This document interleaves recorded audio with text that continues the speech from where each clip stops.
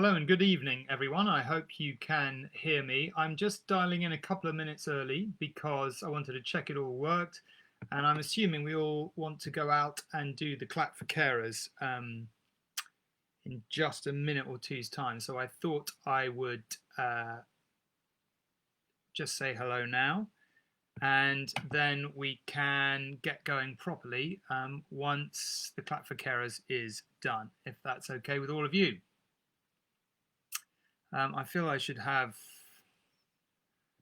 some bongs or headlines of some kind. This is what it would be like if News at 10 was being broadcast from my home. We have actually considered doing that and looked into the possibility of it, but it would be a slightly surreal thing to do. You've probably seen that people from Channel 4 News have been doing that, broadcasting for their home. So if News at 10 was coming from my home, this is what it would look like. But I will take a break. I'm just going to go downstairs and do clap for carers, and then I will be back.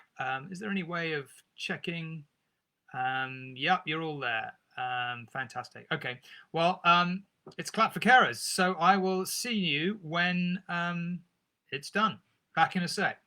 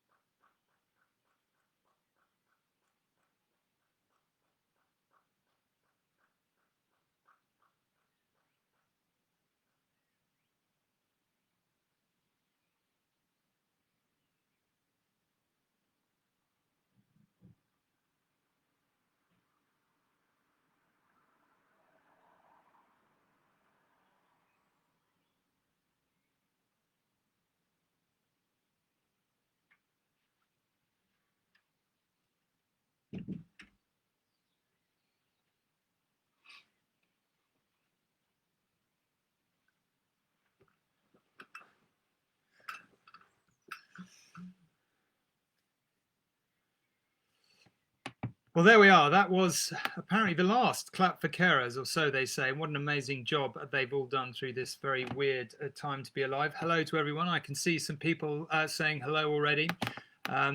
Mary from Rochester, Minnesota. I don't know if anyone is tuning in from further afield than that, but hi, Mary, and hi, everyone else who's watching. You may be wondering where I'm sitting. You probably are wondering where I'm sitting. So this is where I write. It's called In the House, the Man Cave. That's everyone else's idea of a joke. You can see over my right shoulder there, that is the poster from my book, The White Russians, St. Petersburg, 1917. That was sort of up on the tube some years ago. Just above it is the first Sunday Times bestseller list I've ever appeared on, Secret Service. The precursor to this novel, Double Agent, made it to number 5 in the hardback bestseller list, Sunday Times hardback bestseller list, and number 4 on the paperback, which was incredibly exciting, and number 1 in audio, actually, which was amazing. So that's up there. And since I'm here, I'll show you a few other things. So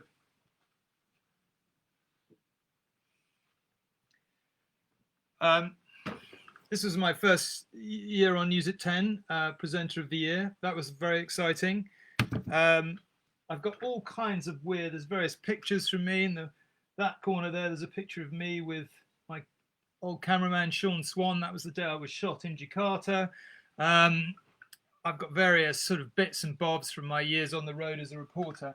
And just in case things get really difficult, here by my desk I've got my father's naval sword. So it is a very eclectic room. It gives me some peace and quiet and allows me to write, which is absolutely fantastic. So thank you so much for joining me. It's brilliant that the Indies are doing these events. I've obviously been up to do I may have chatted to some of you already because I've been up last year to do a literary lunch, which was amazing, and I love. Some of you may have been at, but it's a brilliant thing to do, and I'm really thrilled to be talking to you tonight. It makes a pleasant change from News at 10. Not that I don't love News at 10, but these are difficult times with a pretty much relentless diet of bad news. So it's absolutely wonderful to be doing something a bit different and talking about something a bit different. So I thought what I'd do first of all is talk about Double Agent and this trilogy of books I'm writing, because it is part of a trilogy, and then perhaps I'd talk a little bit more about my writing career, and I'll try not to talk too long, and then I'll start picking up on your questions if I may, because it's much better if these things are a conversation, and I hope I'm moderately used to them. We do occasionally do live Q&As at the News at 10 desk on Facebook, so I vaguely, I hope, know how they work. Famous last words. So where did the idea for this series come from? Well, you'll know that already because it's not exactly rocket science. It seemed to me a few years ago, as I was thinking about things, that the world we lived in was really changing, and that we were beginning to enter a new Cold War, and that was rather fascinating and different from the last Cold War because of the way the Russians are able to move around in our society, to move around in the society that they are so clearly trying to undermine. A lot of them send their children to our most expensive schools and universities, so they know exactly how the West works. And it was very clear. I mean, if you read the news at all, you'll know that they are deliberately trying to corrupt Western democracies and Western societies and undermine them. And obviously there's been the suggestion, I wouldn't go any further than that they may have tried to corrupt some leading politicians, even potentially leaders. Now, the idea of a leader working for a foreign power isn't exactly a new one. You go back to the days of the Manchurian Candidate. But in this setting, at this time, it just seemed like an absolutely cracking idea to me. And I had the idea. I very quickly had the character. I'll talk about Kate in a minute. And I also very quickly had the end of Secret Service. And if you read it, if you have read it, you'll know that I was inspired by the Le Carrés, Tinker Tailor, Len Dayton, Berlin Game Set and Match particularly. I grew up on those books. I love those books. And I'm inspired by them and clearly trying to do something similar. But I wrote Secret Service as a standalone. I didn't know, I had a hunch that I wanted to write a trilogy, but you never really know if you've got more than one book in you, because you don't want to go and write another one if you're not absolutely sure you can make it as good as the first. So I got to the end of Secret Service and I thought, okay, I love that. I love the characters. I love the setting. I love the idea. Has that got any more road in it? Do I want to go on with these characters? Is there a plot and a story that really justifies taking it on? And rather, as with the Secret Service, Double Agent came to me in a bit of a flash, and always with a thriller, particularly. And by the way, if you haven't read Secret Service, don't worry, because Double Agent, absolutely, I've worked very hard, and hopefully it should absolutely stand on its own 2 feet if you haven't read the first one. But I came up with what I thought was a neat idea. And the question is, how do you set it up so that somebody who didn't read the first one is going to know exactly what's going on very quickly and enjoy it? And how do you set it up so that people who read the first one don't feel that you're just telling the same story, it's something new? So I thought I'd do a couple of readings tonight. And the first is from the setup. So Kate is in Venice with her children, and she's kidnapped by a Russian intelligence officer whose father is a very senior member of the Russian intelligence hierarchy. He's called Mikhail, and she's taken to meet him. He says, "My father has an offer, but we'd need to move very quickly. In return for residency, the guarantee of a passport, freedom of movement in America and Europe, assurance that he will be able to keep his wealth and security protection for life, he is prepared to bring you evidence that your prime minister is a spy working for Moscow."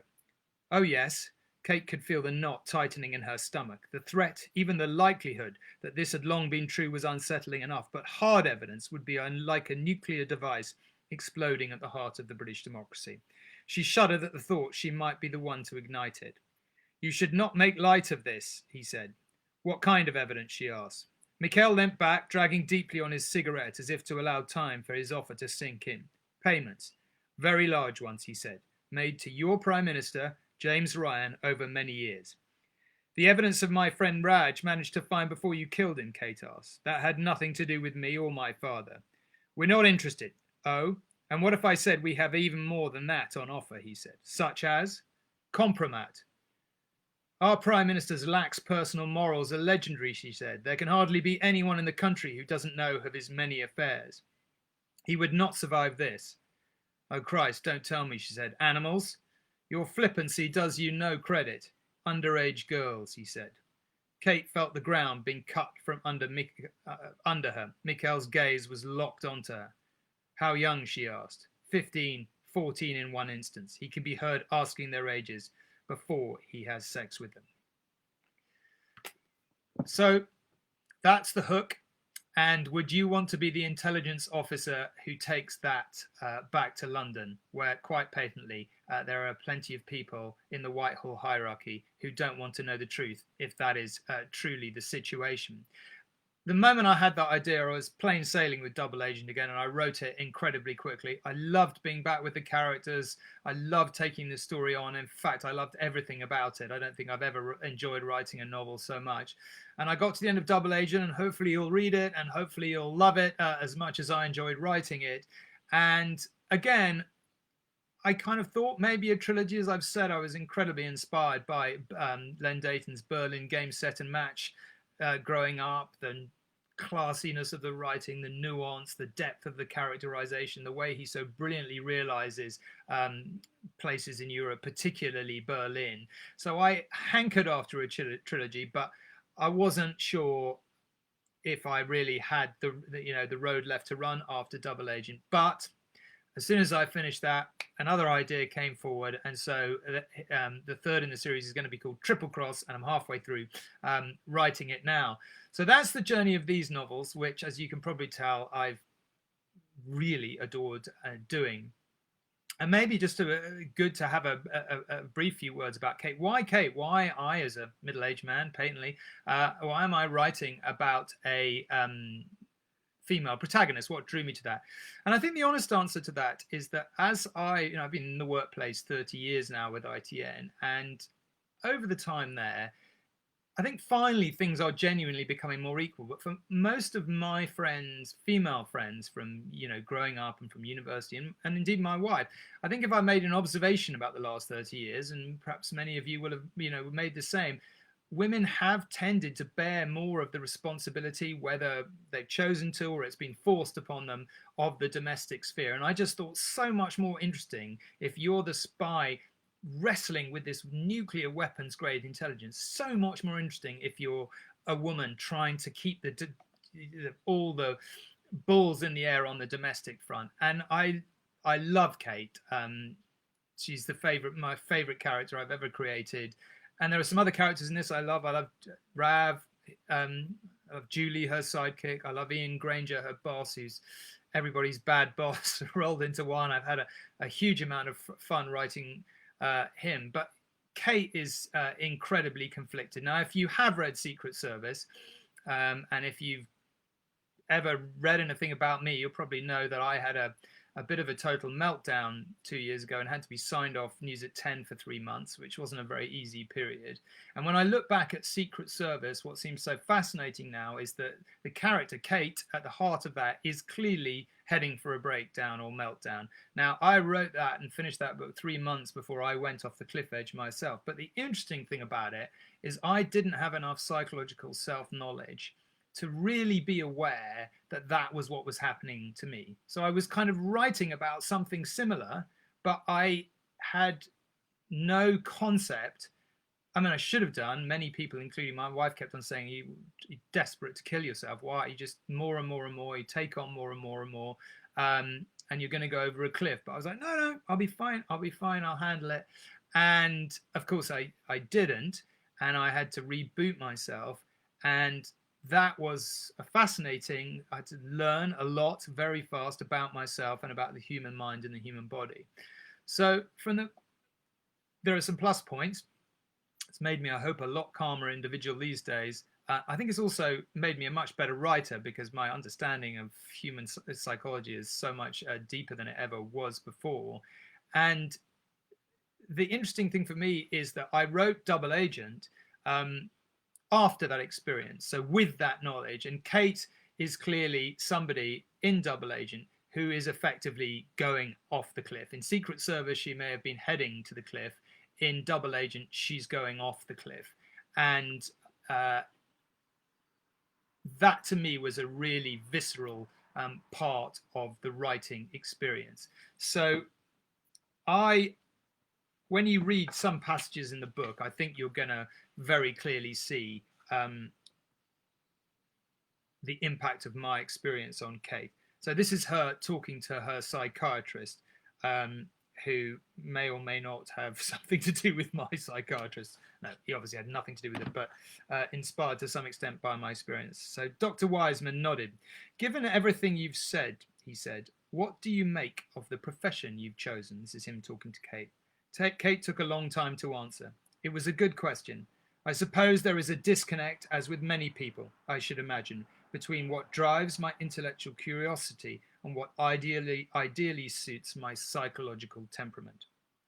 Except that cannot be true, he said. I imagine your job requires high degrees of natural empathy. How else would you have persuaded the girl you lost to work for you? Blackmail, Kate thought, bullying, but she decided not to share that. I think I feel more in control the closer I am to the things I fear. I always worried about someone hurting someone I love, but this way I can seek out threats and defend myself and those I care for against them. In order to keep your home life pure, he asks. In what way? To avoid the hurt your mother's betrayal caused. I don't know, perhaps, but there is no perfect spy. We're as flawed as everyone else. Dr. Wiseman glanced at the clock. He shuffled his notes. All right, I suggest we continue in a week or so. Please call Sarah to make an appointment. How do we proceed, she said. I mean, what's happening to me? He stapled his notes together. I'm going to refer you to cognitive analysis. That should take around 20 sessions. 20? He didn't blink. We'll explore issues relating to your work, your past, and your family of origin. I'll continue to see you at the same time. We'll need to consider pharmacology. I really don't want to take drugs. He looked up at her sharply. Medicines, he said. We call them medicines. He smiled. And how interesting. You would take penicillin without a moment's hesitation, I've no doubt. So why would you not take a medicine that might help you recover from the highly anxious state you find yourself in? So for lots of reasons, writing this series has been a pretty therapeutic experience. Now, I'd love to move on fairly quickly to answering some of your questions if I can. And hello to all of you. Hello from Lingham's. Hello, my word, there are a lot of people from all over the country, the Scottish borders. Well, how lovely to have you all joining. Thank you very much indeed for doing so. I'll move on to the questions in a minute, if I may. I was just going to talk very briefly about my writing career. Some of you may have heard this before, and I'm sorry. I've rethought when I first started pondering the idea of writing my first novel, because first of all, I found an outline of a thriller set in Tibet that I planned when I was a trainee at ITN, and I just literally found all the notes and the plot outline I sketched in the bottom of my desk. I also remembered that I'd had a very brief go at university at writing a thriller set in the middle of the Romanian Revolution. So there were, I was clearly been thinking about it for a while, but the big idea came walking down the Falls Road when I was a Ireland correspondent for ITN, and I just had an idea for my first novel, Shadow Dancer, which was later turned into a film. And I'd always loved thrillers. I talked about Len Denton and Le Carre, but Gerald Seymour, Scott Turow, Martin Cruz Smith, many others. I loved the idea of a human story set against an interesting political backdrop. And I had long hankered after writing one. So I suppose it was inevitable I would start writing, but I can't really stress enough what a hard learning curve it was. And when I went into writing films and TV dramas, that was a different learning curve all over again. So it's been a long road, and my agent Mark Lucas deserves a lot of the credit for getting me to this point along it, as does my editor Bill Scott Carr. If you're ever thinking of writing, be aware that there is a lot of pain unless you're a genius. There are some people who are geniuses, and I wish I was one. But other than that, it's hard graft, it's learning. And I've had two parallel careers for 30 years, learning to be a journalist the hard way, and that took a long time, and learning to be a writer, a thriller writer in particular, the hard way. And that took a very long time as well. So listen, let me get on to trying to engage with some of your questions. Maybe I can begin with the questions I was sent earlier, if that's all right. And then I can try and pick on some of yours. So here are some of the early questions. You've worked for ITN for almost 30 years and have been known as the anchor of ITV News at 10. You're used to presenting to an audience, is a given. But how does it feel to be talking to a live audience about your books? I'd love to be able to see you all. That's the only thing I'm going to say. This is great. It's a very good substitute, and I'm thrilled you're all here. And thank you for joining me. But I love it when I can come to the bookstore or a literary lunch and see you all and chat to you personally. And I don't know about you, but that's the weirdest thing I find about this process. If you watch News at 10, you'll know I've been going into work fairly consistently, completely consistently throughout the lockdown. We've been required to, and I've been very happy to. But it's even in work, we're rigorous about our social distancing, and that's absolutely right.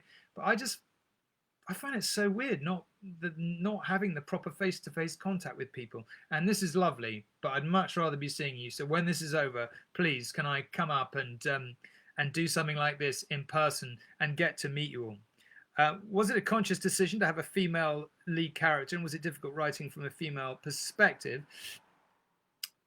These questions are all from, the first ones are from Jane. I think I've touched on that a bit. My wife helps me a lot with my novels, and we talk about it all time and time and time again. So she's a fantastic help. I love writing from the female perspective. It requires a bit of a imaginative leap if you're a bloke, naturally. But if you're in the business of writing for the imaginative power of it, then that's half the appeal. So no, I love writing across the gender barrier. I've done it before, and I definitely do it again.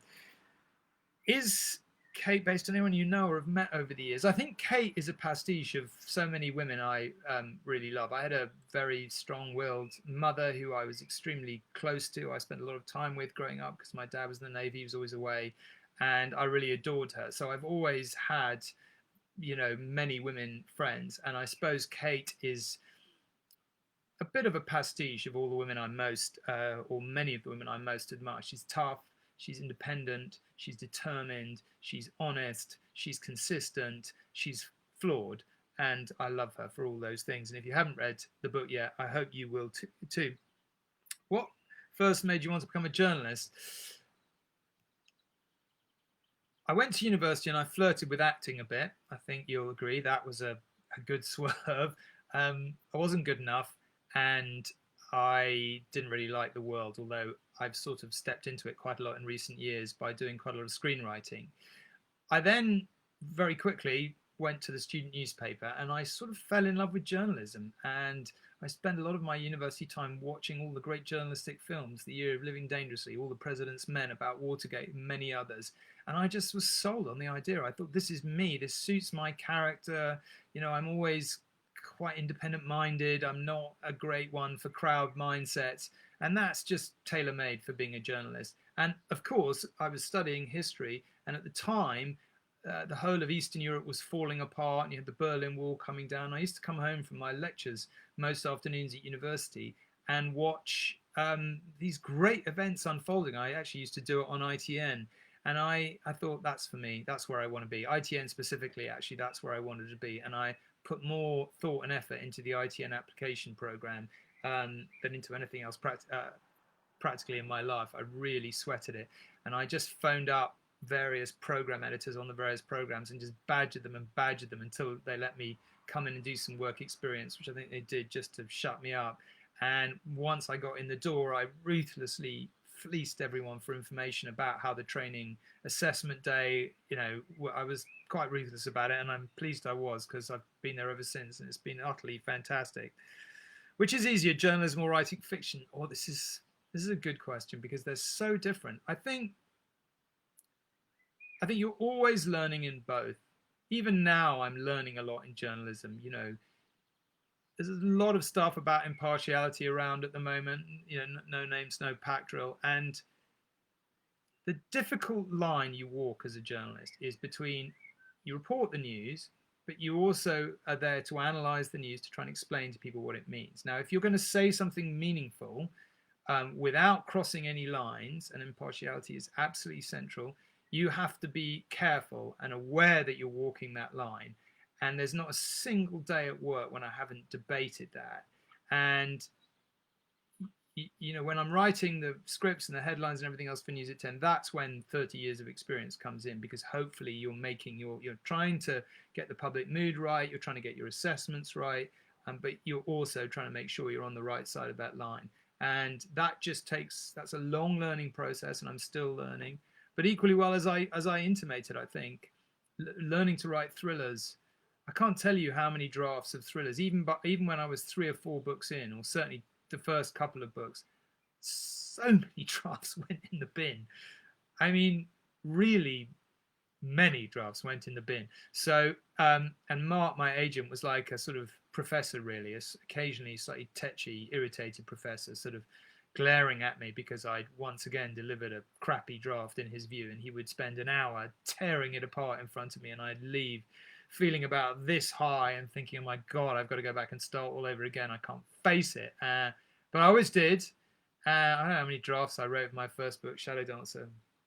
15, maybe more. And probably the same of my second book. Now it's a bit quicker, thankfully, but it was a hard learning curve. And screenwriting, which I've done a lot of in recent years, I turned my first novel, Shadow Dancer, long after it had been published, into a film, and then I've done quite a lot of screenwriting, including a drama, The Great Fire, for ITV since then. And that's been a whole learning curve. Just when you think, I've nailed this, I've got it, something comes along that you really, that turns into it, you mess things up, and it turns into a steep learning curve. So you never stop learning. I'm sure that's the same in all of your worlds as well.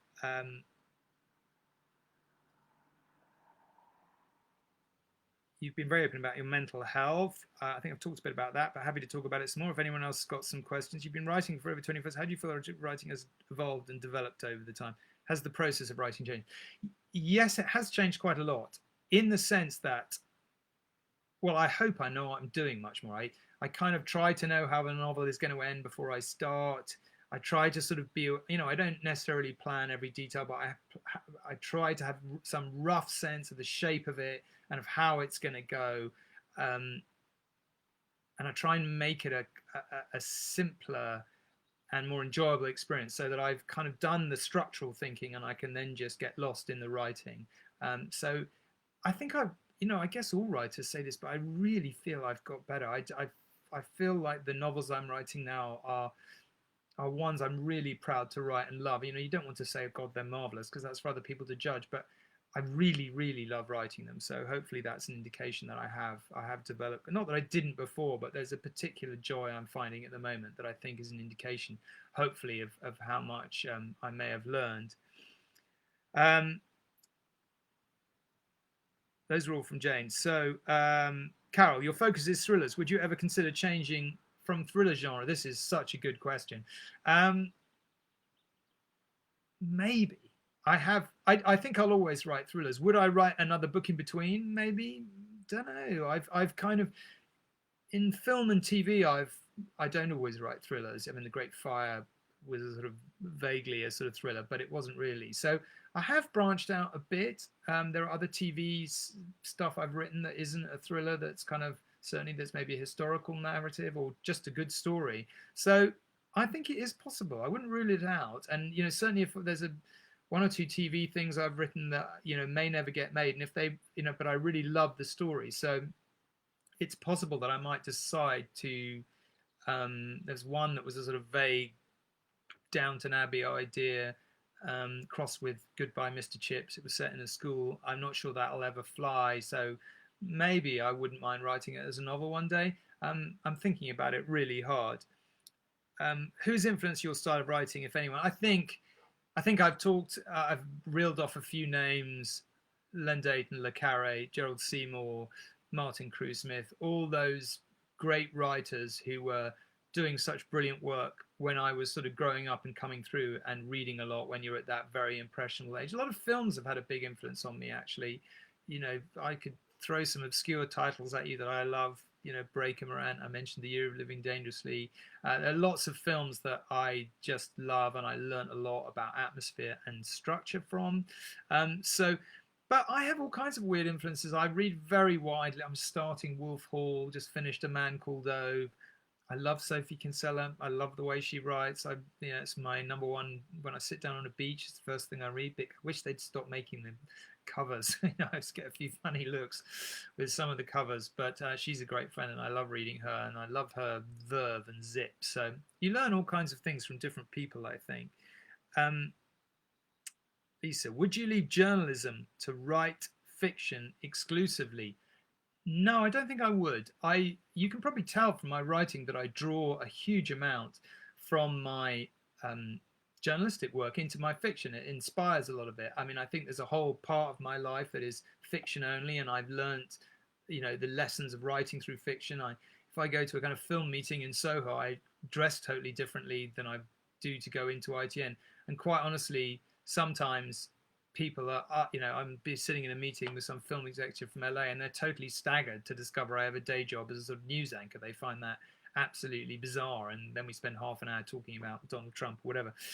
So I love the fact that I have both worlds, and that I can sort of shift, hopefully relatively seamlessly, between the two. And even if I step, I have no intention of doing so anytime soon, but if for whatever reason the role at ITN came to an end, I think I'd still do some journalism, maybe go back on the road as a reporter, maybe not as much, maybe freelance or whatever. But I love both, is the honest truth.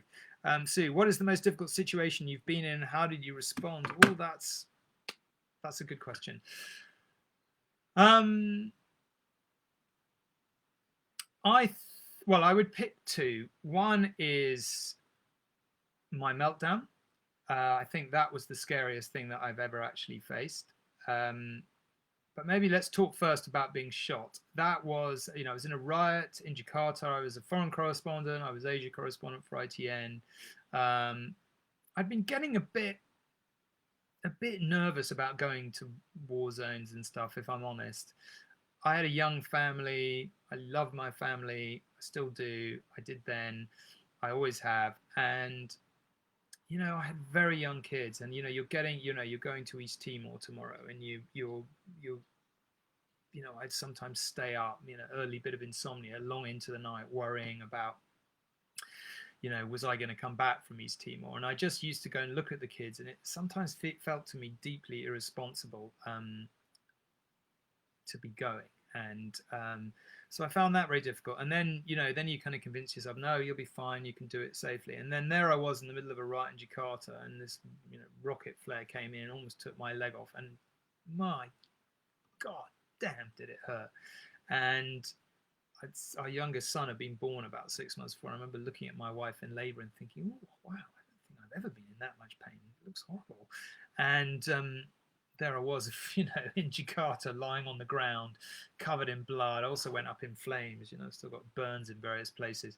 And I was thinking, one of my first thoughts actually weirdly was, my God, now I know. God must have been listening, because this is what it's like to be in that much pain.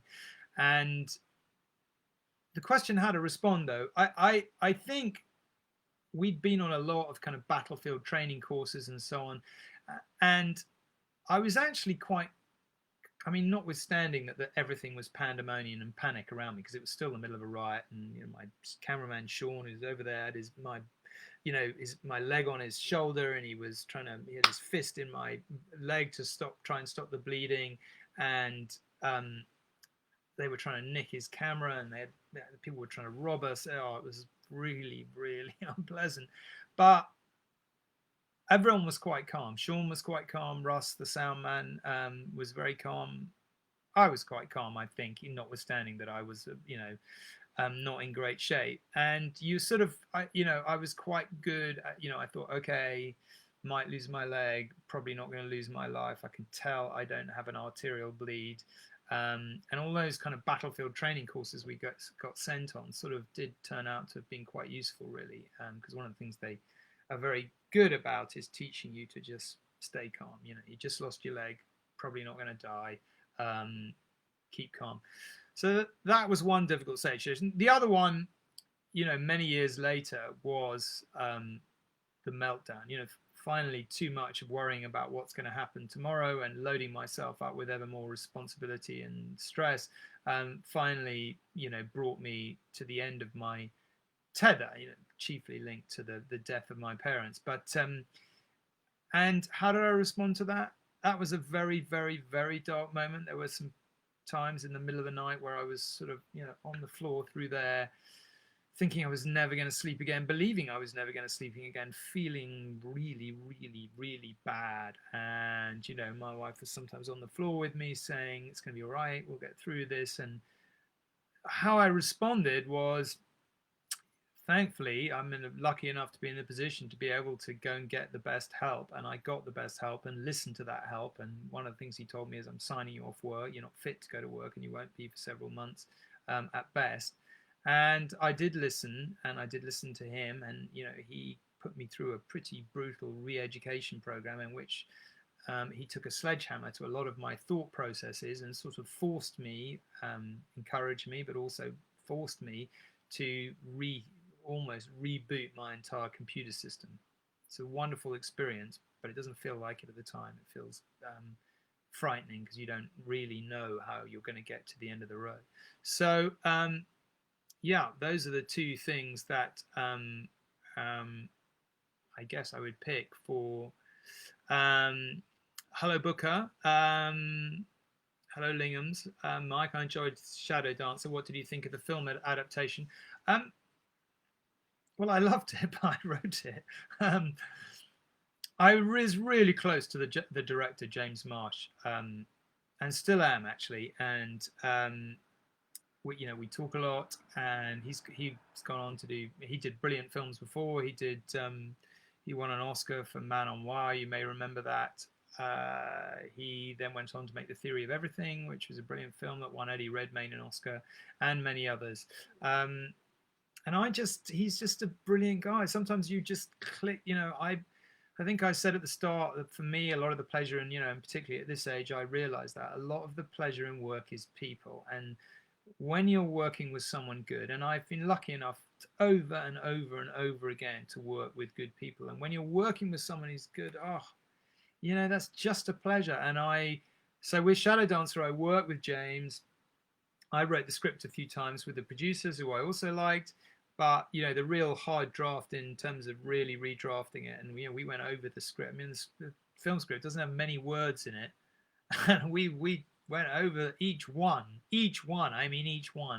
many, and we'd spend, a whole weekend, 2 8-hour days, even after the script was kind of finished, going through it again and again, debating each scene. Could it be improved? Did he want to shoot it? How was he going to shoot it? What were the things that were bothering him about shooting it? And then we'd have a really intense debate about it. And sometimes we'd come out and think, no, we're going to throw that scene out, or we're going to turn it on its head, or we're going to do something different. It was a brilliant process, and I loved it. And I loved it, I think, because I love working with him. I've had other experiences, usually on films that haven't made it into production. And they're not necessarily personally unpleasant. I wrote a novel set in 20 Shanghai, the third novel, called Master of Rain, which I loved, and it's been optioned more than any other of my books. And I once wrote a film script for it for an incredibly venerated Hollywood director. I kind of flew over to San Francisco to spend a week with him debating it and to get the script process started. I absolutely loved him. He was a heck of a guy, and we got on like a house on fire. But could I creatively meet him? No. We tried for 2 years.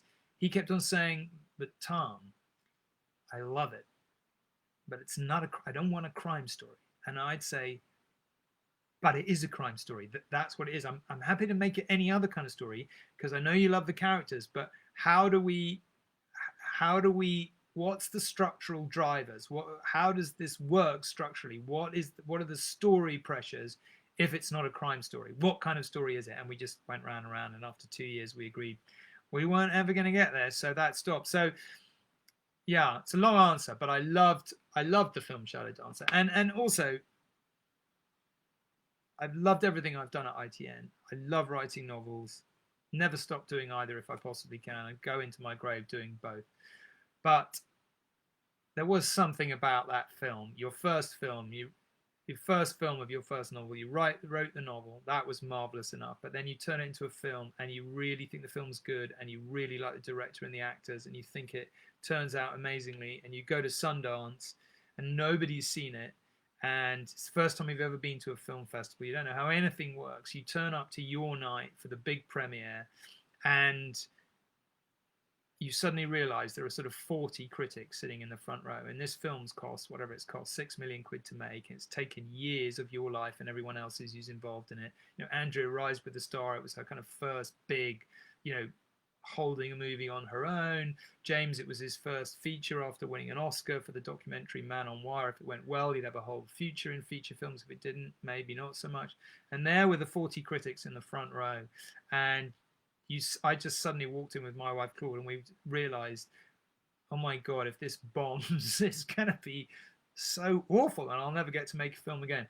Anyway, thank the Lord, they loved it. And the other thing was the PR lady on the film said to us, listen, Sundance, if they love it, they'll give you a standing applause at the end. A standing ovation, that's what I'm looking for. So at the end, could have heard a pin drop, nothing. And then we had James and Andrea did a Q&A on the stage. That was kind of really awkward. The mic didn't work. The questions were sort of a bit weird. And I just thought, oh, this is... and we had an after party that had been sponsored by some vodka company, and it was like a wake. I can't tell you. Everyone was so down. And then suddenly, about 2 hours into the party, the PR lady comes over and she says, oh, something's happening. The first reviews have dropped and they're amazing. And we were like, no, really? And we looked at the first 3 or 4 reviews were amazing. And then for the next kind of 2 days, a review dropped about every hour or 2 hours. And, they were all 40 of them, I think, were really good. And it was just so thrilling. And Claude and I were sort of, it's a ski resort, Sundance, and we were going up a ski lift, and I was just getting a bit above myself. And she said, listen, let's just remember, you wrote a film, you didn't invent penicillin. So there you are.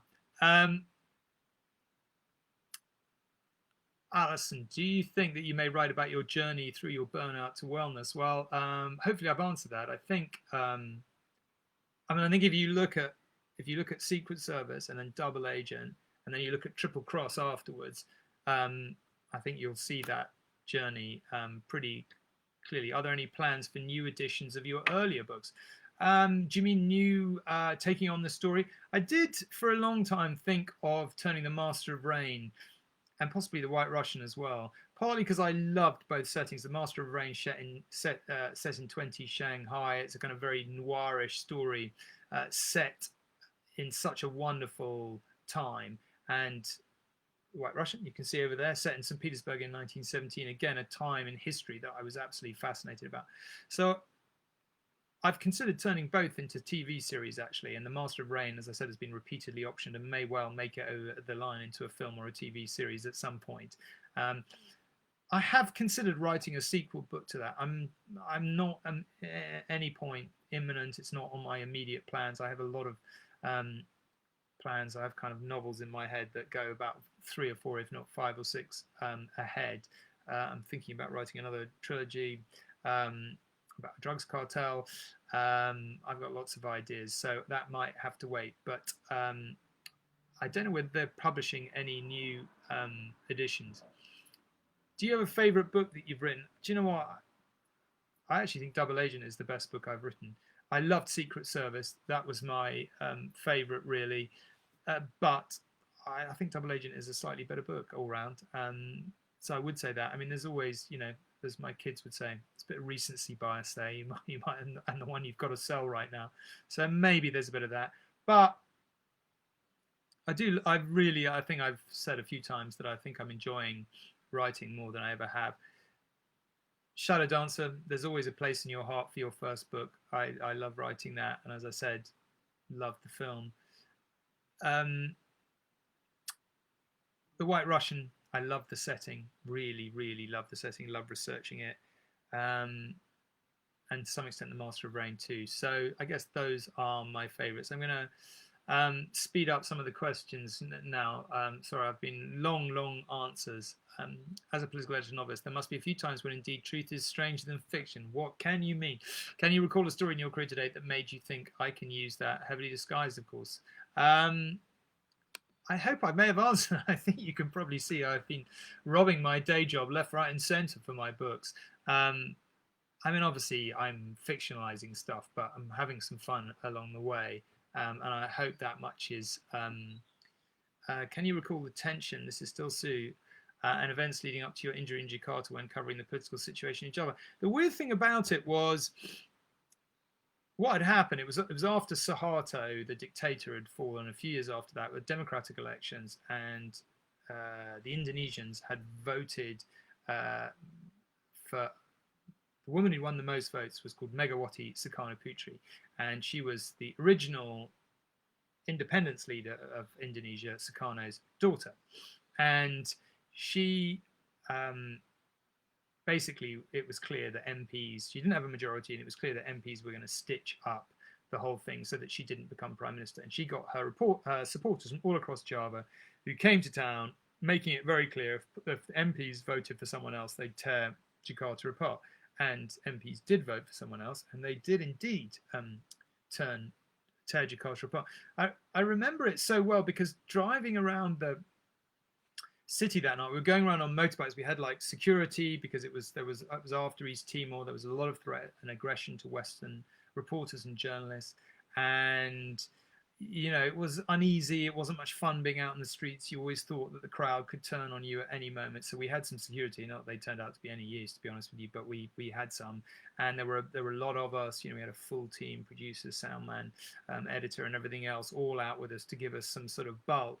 But I'll tell you one weird thing about being in dangerous places is that you might sweat it. And, you know, as I've said, capable of keeping me up all night the night before. But the weird thing about it is that when you're there, it so quickly becomes the new normal. And you're like, oh yeah, there's a car bomb over there. Yeah, 20 people dead. And you don't think, oh, let's go now. You think, oh, well, that was interesting. Should we go and film it? Do you know what I mean? It's weird. Your mind sort of flips into operational mode and out of, and I guess the longer you do it, the more capable you are of getting your rational mind to say, no, we've done enough, let's leave. But yeah, it was an extraordinary day. Sophie, you have so many great stories to tell. Would you ever write an autobiography? Well, I've obviously thought about this a fair amount, and I think the probable answer is no, for two reasons. One, I love writing fiction so much that and I think the reason I love it so much is that it's a different thing from my day job, if you like. It's an escape from my day job. It's a different vibe. It exercises a different bit of my brain, and that's why I love it. The moment I start writing anything non-fiction, feels like work. And I think to myself, why am I doing this on my day off? That said, I've thought about it a bit more recently. You know, as you know, I'm 53. I hope I'm not about to retire anytime soon. But you know, I've got 100 years left at work, so I'm sort of vaguely thinking about it. I have a bit of a problem, which is that there is not to be idiotic about it, but there are some areas where I've been privy to a lot of privileged information, and I guess you can probably guess the ones. And I don't really want to write something that doesn't tell the whole truth, and I'm not sure I can write something that tells the whole truth. So I hope that answer's a bit cryptic, but Mike, you said you know the plot and end to a book, so you assume you know where Triple Cross will end. If so, you must be burning to write and finish it. Well, I'm halfway through it, and I am really enjoying it. So I am burning to finish it. And I do know how it ends. Mike, you've also said Breaking Rank, You're Doing Dangerously, both good films. They really are. Sorry, I'm just flicking through to see. And in another life, would you have considered working for MI6? No, I don't think so. I think, as I said at the start, I'm mentally, I'm a journalist. I'm an outsider. I'm a bit of a maverick, and I guess in terms of the way I think. So I don't think I would ever. That feels too established. You know, the same reason I've never wanted to be a politician or a Whitehall civil servant, or it just doesn't appeal to me on any level. So I I don't think I was going to do that. Sorry, just looking through. I'm going to work out which order these questions go in.